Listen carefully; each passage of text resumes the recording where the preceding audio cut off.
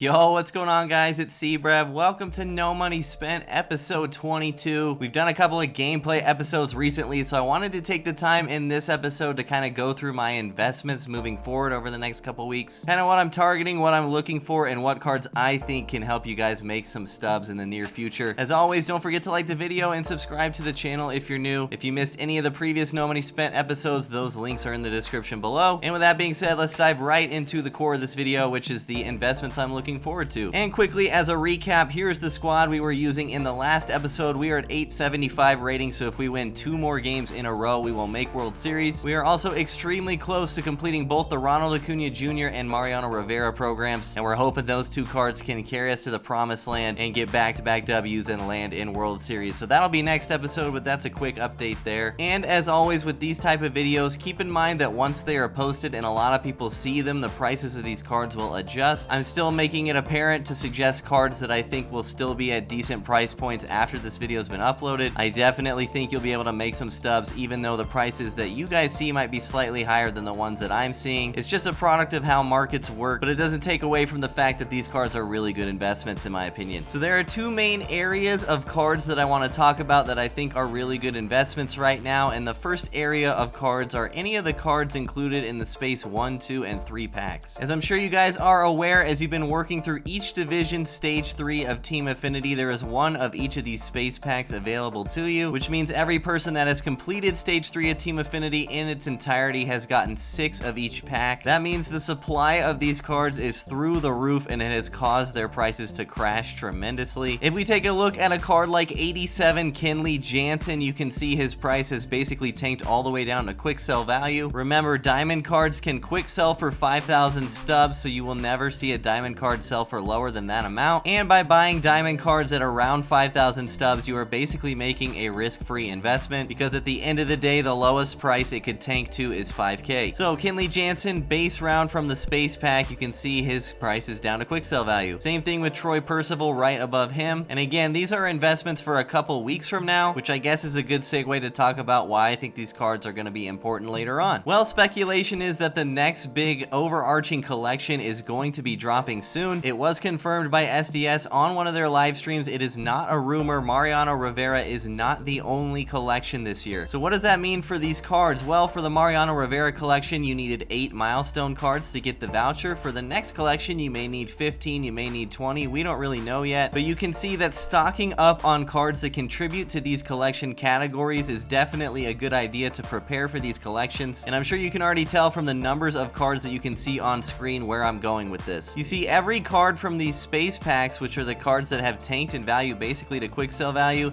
is contributing to some form of collection category. Even somebody like this Riley Green card, who is at quick sell value, is still going to contribute to the prospects card collection later on down the line. The idea is we want to buy now on some of these cards from the space packs, which again, if you can get them for around 5,000 stubs, it is basically a risk-free investment, and we just want to hold on to them until the new collection is announced. My best guess is that it'll be in 2 to 3 weeks when Madden or 2K comes out. That's just speculation though, but I have to imagine it's going to be sometime soon. And then once that collection is announced or even drops unexpectedly, then we want to sell these cards to people who were not as prepared as us. But it gets deeper than that, because some cards from the space packs are more valuable than others because they contribute to categories of collections that are typically really expensive to do, and that is because those cards are the best version of a player that we will see all year. So it has been confirmed in previous years that if a player gets a prime card, an awards card, or a signature series card, that will be the very last card that that player gets for the whole game cycle. And I'm fairly convinced that milestone is going to work that way as well. I know some others have said that they don't think that it works that way, but I have to disagree. Basically, every person that has gotten a milestone card to this point, I could see it being their best card for the whole year. Even someone like Kenny Lofton, even though he's only a 93 overall, I really don't see how you can make a Kenny Lofton card better than this. Maybe just a little bit of contact and power. But long story short, I do believe milestone to be in the same category of players that get their last card. So because these categories are made up of players typically with high overalls, with high price tags, and just in general the most valuable version of a player, it means that when people go and do these collections, they're going to start from the bottom and look for the cheapest options available, so that they don't end up locking in all these cards that sell for hundreds of thousands of stubs. So for investment purposes, in my opinion, I think that cards that fit in the milestone, signature series, prime, and awards series are more valuable investments investments because they should, in theory, be the more expensive categories to do. So through this logic, we can deduce that the space cards that contribute to Milestone, Signature Series, Prime, and Awards are more valuable than the other space cards, and so those are the ones that I'm investing in. You guys know I always practice what I preach. I don't have a ton of stubs on this account, but you can see I've already bought 4 Juris Familia, 6 Cavan Biggio, and 4 Billy Hamilton. Keep in mind the sentiment of these cards being slightly more valuable than the others is already kind of priced into the market. As you can see, Cavan Biggio is actually selling for 6,000 stubs and not 5,000, but it's still a relatively risk-free investment, and I could easily see these cards creeping up towards like 15k when this collection drops. Now, of the milestone cards, I do think Cavan Biggio is the safest bet just because of his price point. You can see 6,000. Billy Hamilton is basically selling around 6,500. There's one guy that has it up for 7,000 right now, but that'll get filled soon. And Juris Familia is kind of a weird one. He's a little bit more expensive because he still does have some competitive viability. But in my honest opinion, I think if you're investing in any of the cards I'm talking about regarding the space packs, if you get them for under like 10,000 stubs, I think it's a good price. If you have some stubs lying around or you don't really know what to spend your stubs on, I think this is a great place to just dump your stubs into a bunch of cards that could pay off big time later on. Now, we talked about the 4 major categories, those being Milestone, Prime, Awards, and Signature Series. Unfortunately, from the space packs,